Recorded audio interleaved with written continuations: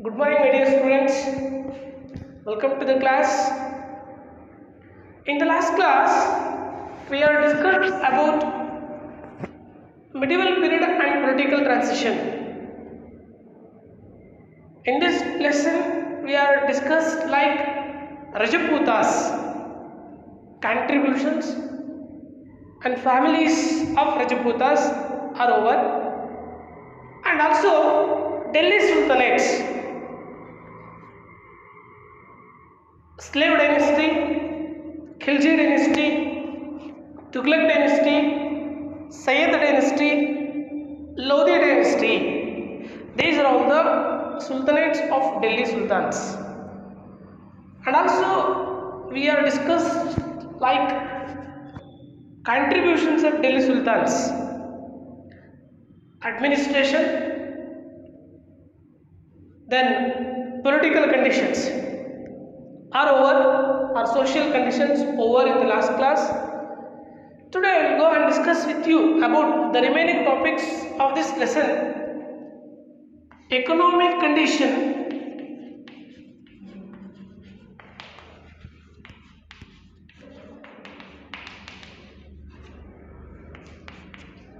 literature,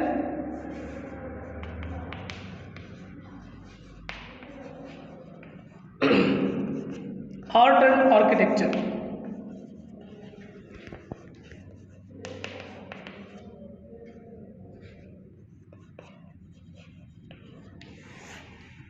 Economic conditions, literature, art and architecture. Economic conditions of this Delhi Sultans. Basically, economy of the Delhi Sultans were based on agriculture. So, on the basis of the fertility of the land, tax was fixed by this sultanates. And speciality of this sultanate is on the basis of the conditions of the farmer, like who is a rich farmer and who is a poor farmer, that is identified and fixed the tax. Various taxes were collected. Instead that agricultural tax as an important tax collected by the Delhi Sultanates. And also for the transport and communication facility, Sultanates were constructed the roads from Gujarat to Bengala. Foreign merchants and traders were visit regularly to our India. And some of the people were settled in this country also. So, like the transport, communication, agriculture, all are played very important role in the economy of the Delhi Sultans. Nextly, literature. During this time, Persia, Arabic, the languages were used more. Important scholars and also philosophers were live in the court of these sultanates. During the time of Ghazni sultans like Muhammad Ghori and Muhammad Ghazni, they were being Al-Biruni. He wrote Kitab-ul-Hind. It explained ancient society, economy, religious condition and political condition of our country. And also Nizam, he was also wrote many books and that also provide information about our India. Amir Khusro was called as Parrot of India. During this time, he wrote lot of the books. All these books were explained the Delhi Sultanates. So, literature it developed in this time. Art and architecture. My dear students, Delhi Sultans introduced Indo-Islamic style of architecture. Domes, minarets, masjidis and other constructional buildings were constructed. So that give a idea about ancient economic condition, religious condition and also social conditions. Important buildings were Alai Darwaza, Jamaik Khana, Qutub Minar, Quwwatul Islam and other buildings were constructed by these Delhi Sultans. Today we are seeing Qutub Minar in Delhi, one of the wandering constructions by these sultans. Like Delhi Sultans, one of the important administrations unit in our Indian history. Okay, so this is the lesson of medieval period and political transition of India. So my dear student, now I will go and discuss with you another lesson now in geography, water resources of Karnataka.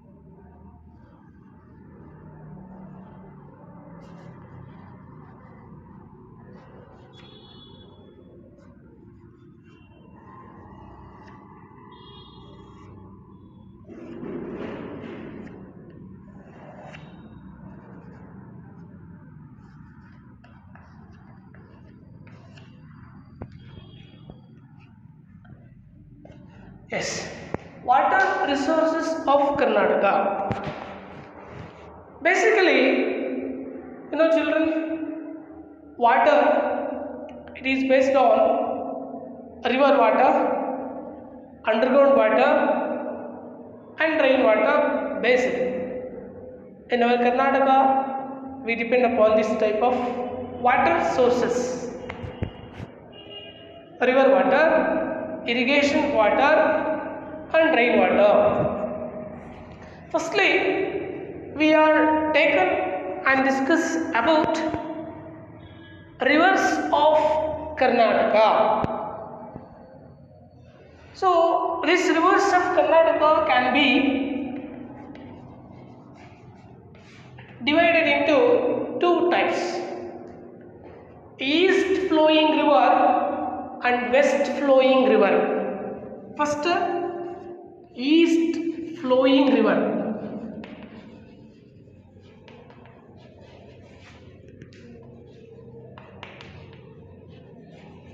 First, I will take and discuss with you about east flowing rivers.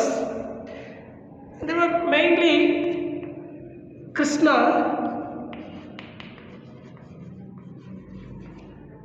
Kaveri,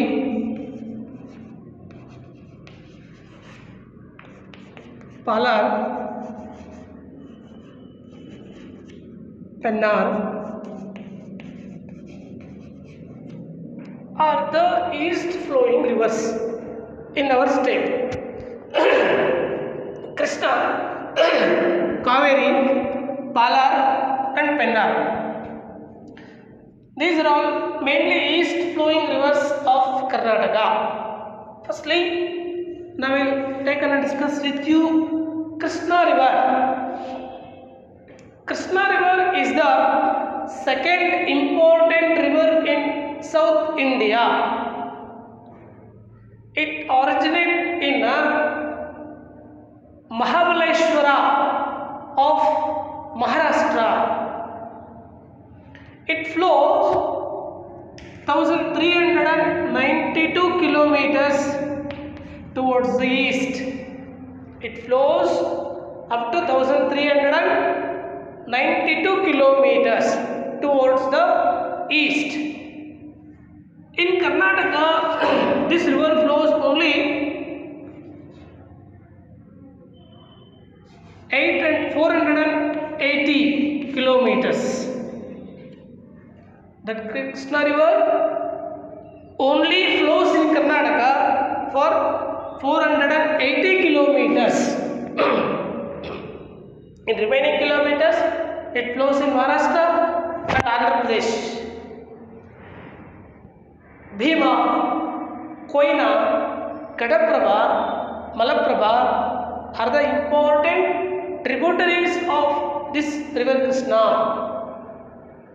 This river Krishna mainly benefited for North Karnataka, and also this Krishna river utilized for the generation of hydroelectricity, mainly electricity, and for water purpose this Krishna river utilized in the North Karnataka.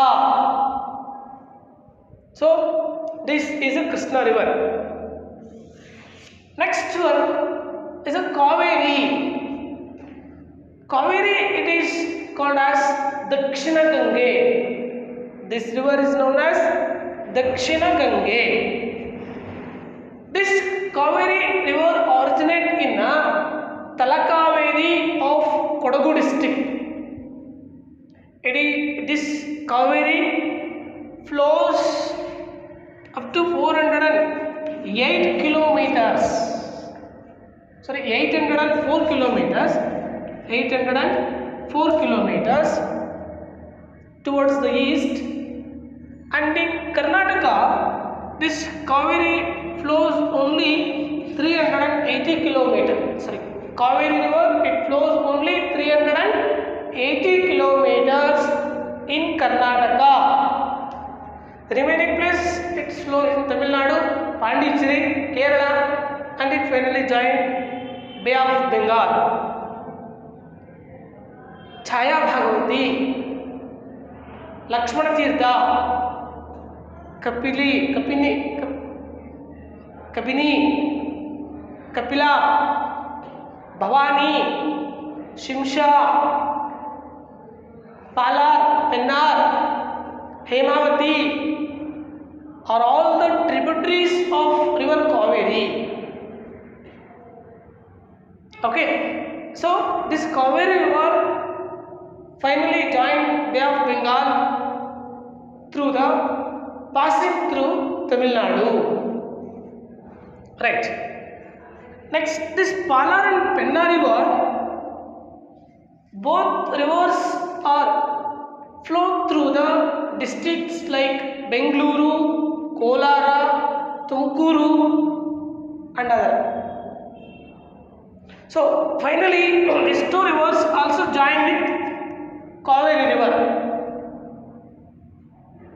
Like these rivers are east flowing rivers: Krishna, Kaveri, Palar, Pennar.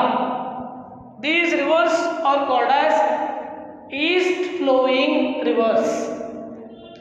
Next, west flowing river.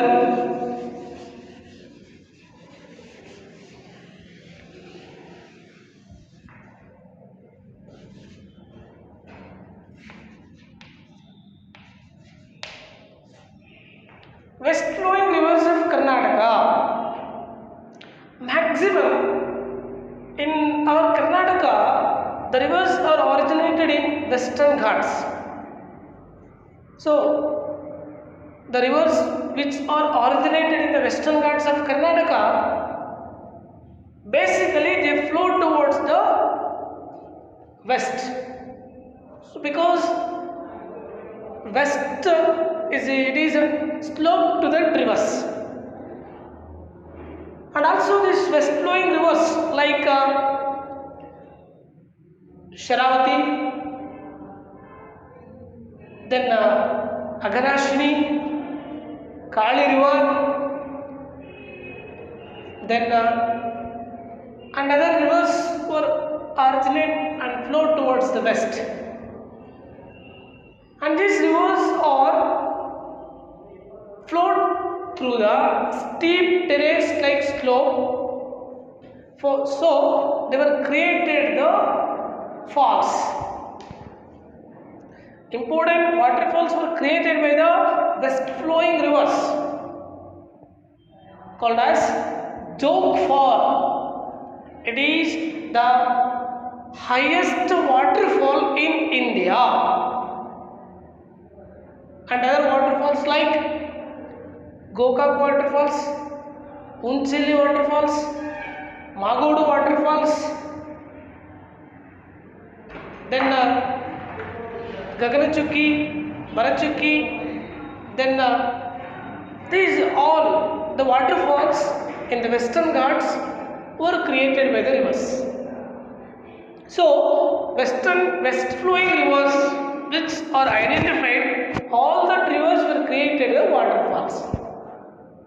Like west flowing rivers and east flowing rivers are classified in our Karnataka's river. You know children, by the river Kaveri we are identified the important waterfalls. Gaganachukki, Barachukki, Shivanasamudra, right? These are all the waterfalls that are created by the river Kaveri. And also, you know, Ghataprabha river, it is joined to Krishna at Kudal Sangama. We are very familiar with that Krishna. Okay, like the west flowing rivers or created the falls, that falls were attracted the tourists regularly. Gokak Falls, it's a very interesting falls, and it is called as Niagara of Karnataka. There were small falls for in western side, Unchilli, Chaya Bhagavati, then Gokak, Abbe Falls, Hebbe Falls, Sharavati Falls, Gaganachukki, Barachukki. So lot of the waterfalls were in the western side. In the rainy season, they were filled up with the water, and in summer they will be dry. That is the next. But in rainy season, they were attracted a lot of the tourists regularly. That is a matter. Okay, so rivers are the main sources for water facilities or water sources in our state. Next, irrigation facility.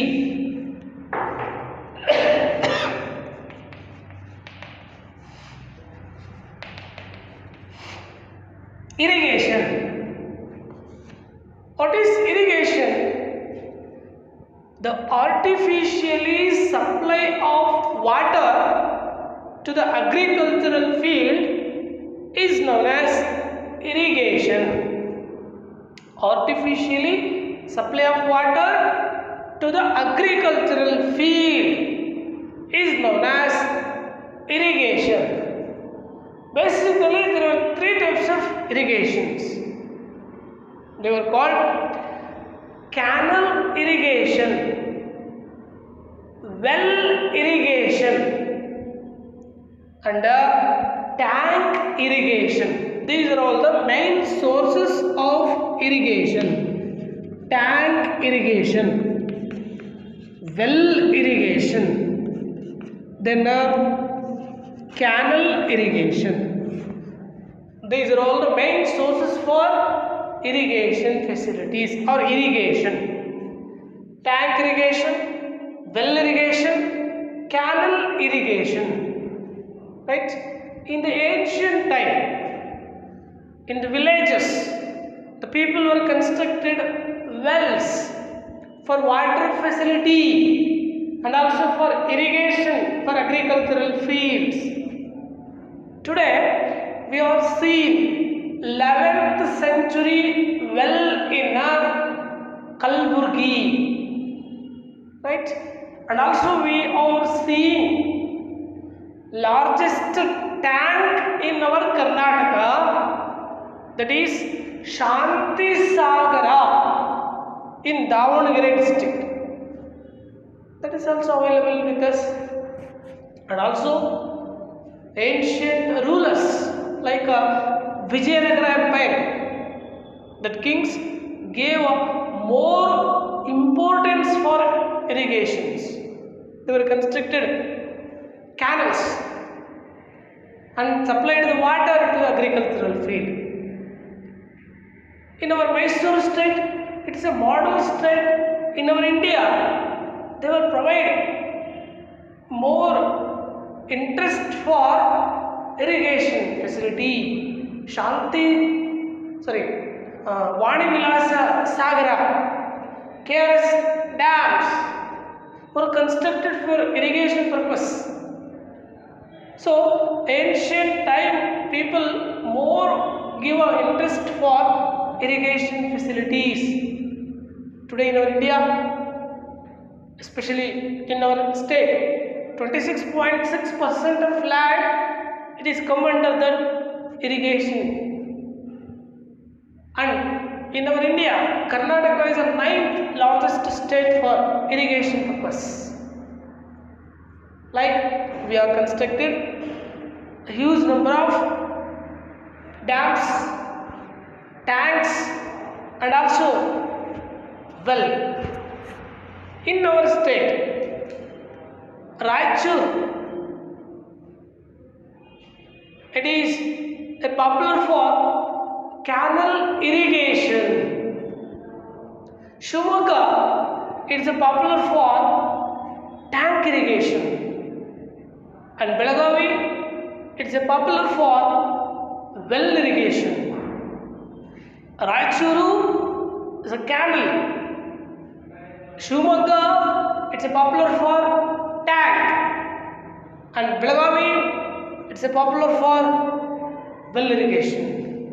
So, for that purpose, we constructed various irrigated dams in our Karnataka, like Vani Vilasa Sagara, KRS Dam, Upper Krishna Project, Hipparagi Project, Almatti Dam, right? And other dams were constructed in our Karnataka. KRS Dam, Vani Vilasa Sagara is also constructed in our India, Karnataka, Upper Krishna Project, Hipparagi Project, then Almatti Dam. So, various dams are constructed in our state for provide irrigation facilities. ಮಕ್ಕಳೇ, ನಿಮಗೆಲ್ಲರೂ ಒಂದು ಸಣ್ಣ ವಿಚಾರ ಹೇಳಿ ನಾನು ಇಷ್ಟಪಡ್ತೀನಿ. ಈಗ ಮೈಸೂರು ಸಂಸ್ಥಾನ ಮಾದರಿ ಸಂಸ್ಥಾನ ಅಂತ ಕರಿತೀವಿ. ಇಡೀ ಭಾರತದಲ್ಲಿ ಮೈಸೂರು ಸಂಸ್ಥಾನವನ್ನು ಮಾದರಿ ಸಂಸ್ಥಾನ ಅಂತ ಕರಿತೀವಿ. ಯಾಕೆಂದರೆ ಪ್ರಜೆಗಳನ್ನು ತನ್ನ ಮಕ್ಕಳಂತೆ ಕಂಡಂಥ ಸಂಸ್ಥಾನ. ಅದಕ್ಕೆ ಒಂದು ಉದಾಹರಣೆ ಹೇಳೋದಾದರೆ, ನಾಲ್ವಡಿ ಕೃಷ್ಣರಾಜ ಒಡೆಯರ್ ಮೈಸೂರಿನ ರಾಜರಾಗಿದ್ದ ಸಂದರ್ಭದಲ್ಲಿ ವಿಶ್ವೇಶ್ವರಯ್ಯ ಅವರು KRS ಡ್ಯಾಮನ್ನು ಕಟ್ಟೋ ಪ್ಲಾನ್ ಮಾಡ್ತಾರೆ ಮತ್ತು ಆ ಯೋಜನೆಯನ್ನು ಕೈಗೆತ್ಕೋತಾರೆ. ಸ್ಟಾರ್ಟ್ ಆಗುತ್ತೆ, ಅರ್ಧ ಡ್ಯಾಮ್ ಕನ್ಸ್ಟ್ರಕ್ಷನ್ ಆಗೋಗುತ್ತೆ. ಇನ್ನು ಉಳಿದಂತೆ ಡ್ಯಾಮ್ ಕನ್ಸ್ಟ್ರಕ್ಟ್ ಮಾಡಲಿಕ್ಕೆ ಹಣ ಇಲ್ಲ, ಬೊಕ್ಕಸ ಬರಿದಾಗಿದೆ. ವಿಶ್ವೇಶ್ವರಯ್ಯ ಅವರು ನಾಲ್ವಡಿಯವರ ಮುಂದೆ ಹೋಗಿ ಹೇಳ್ಕೋತಾರೆ ಈ ಥರ ಪ್ರಾಬ್ಲಮ್ ಇದೆ ಅಂತ. ಸರಿ, ನಾಲ್ವಡಿಯವರು ಏನು ಯೋಚನೆ ಮಾಡದೆ ತನ್ನಲ್ಲಿದ್ದಂತಹ ಅರಮನೆಯಲ್ಲಿದ್ದಂತಹ ಒಡವೆಗಳನ್ನು, ಚಿನ್ನ ಆಭರಣಗಳನ್ನು ಬಾಂಬೆಯಲ್ಲಿ ಪ್ಲಡ್ಜ್ ಮಾಡಿ ಅಲ್ಲಿಂದ ತಂದು ಕೊಡ್ತಾರೆ. ಆಗ ಕನ್ಸ್ಟ್ರಕ್ಷನ್ಸ್ ನಡೆಯುತ್ತೆ. ಇವತ್ತು ಮೈಸೂರು, ಮಂಡ್ಯ ಏನು ಜಿಲ್ಲೆಗಳಿದ್ದಾವೆ ಸಂಪೂರ್ಣವಾಗಿ ನೀರನ್ನು ಪಡಿತಿದ್ದಾವೆ. ಅದರ ಜೊತೆಯಲ್ಲಿ ಬೆಂಗಳೂರು ಅನ್ನುವಂಥ ದೊಡ್ಡ ನಗರಕ್ಕೆ ನೀರನ್ನು ಕೂಡ ಸಪ್ಲೈ ಆಗ್ತಿದೆ. ಇದಕ್ಕೆ ಹೇಳೋದು ಮೈಸೂರು ಸಂಸ್ಥಾನವನ್ನು ಮಾದರಿ ಸಂಸ್ಥಾನ ಅಂತ ಕರಿತೀವಿ. Yes, next hydro electric generation of hydro electricity.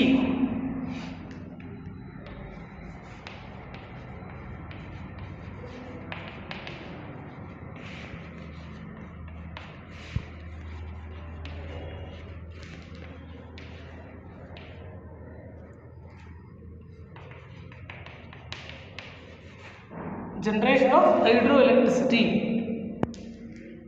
You know children, in our India, Karnataka is the first for generation of hydroelectricity.